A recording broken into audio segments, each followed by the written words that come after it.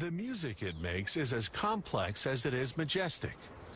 The pipe organ is one of the largest and most technically sophisticated instruments.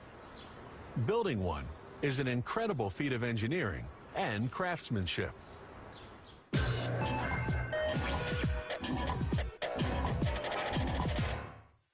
Early man discovered he could make music by blowing across hollow reeds of different lengths.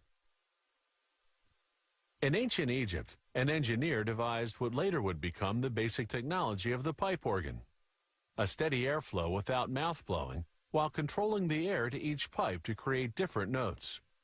By the Middle Ages, the pipe organ was a fixture in churches throughout Europe. Johann Sebastian Bach composed his greatest works for organ while working as a musical director of a church.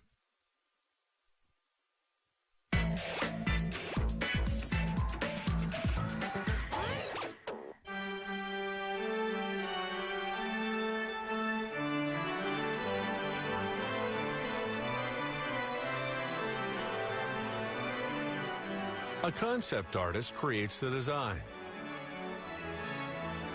The design then goes to a draftsperson, who prepares the technical drawings.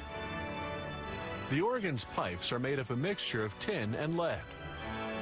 Tin, the harder metal, gives brightness to the sound, while lead, the softer metal, gives it warmth. Artisans pour the molten alloy into a tray, then draw it out to form a sheet. As the sheet cools, the two metals react to each other, creating spots. The sheet goes into storage to give the alloy time to stabilize. 2 to 3 months later, it's ready to be formed into organ pipes. First, they cut pieces of metal in the shape of each pipe, using templates and large rollers. Then they roll each piece using a mandrel. The larger the organ, the more pipes it has. Pipes are grounded in sets of 61, corresponding to the 61 black and white keys on the keyboard. An elaborate organ can have more than 10,000 pipes. The pipe maker carefully seals the body of each pipe by hand using tin solder.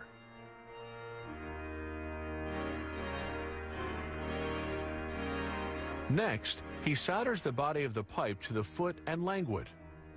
The languid is the part that produces the pipe sound. The process of giving a specific sound to each pipe is called voicing. This work is done by a trained musician called a voicer. He enlarges the mouth of the pipe, called the cut-up, until it's approximately 1/4 of the width across. He adjusts the pipe some more, blowing air through it to judge how to further refine the tone.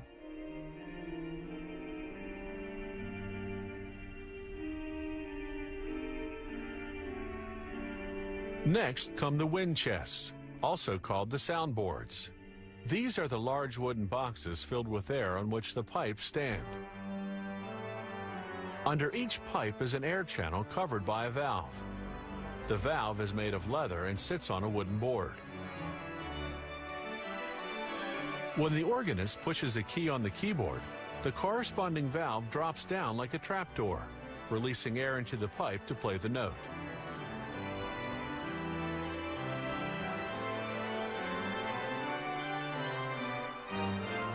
They glue the valves to the wind chest one at a time using animal glue. It's suppler and dries faster than synthetic glue.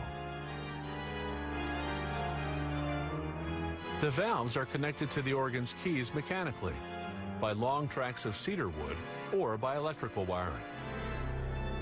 The electric signal triggers electromagnets to cause a sudden air depression, making the trapdoor valve drop down and let the air in.